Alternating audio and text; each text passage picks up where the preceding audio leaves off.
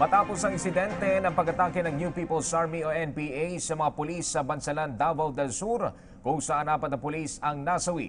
Nagpakalat na ng mga mobile units sa Philippine National Police sa lahat ng probinsya bilang combat patrols ng mga ito. Nagbabalik si Lala Babilonia.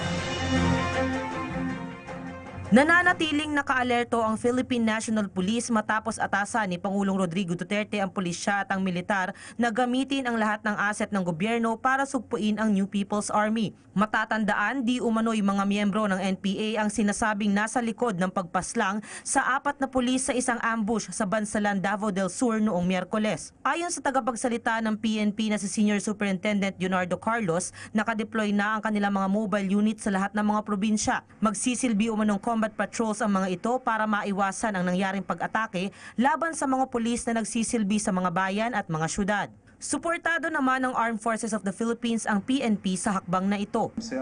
Your Armed Forces of the Philippines will be fully supportive of the efforts of the Philippine National Police. After all, we have the same intent, we have the same end state, which is to end the problem brought by the CPP, NPA, NDF. Samantala, nilinaw naman ng AFP na magiging maingat sila sa paggamit ng kanilang mga asset, kagaya ng kanilang mga fighter jets at rockets pagdating sa pag-atake ng mga rebelde. We employ all the resources of government. We would like to ensure na ito is in accordance with human rights and international humanitarian law.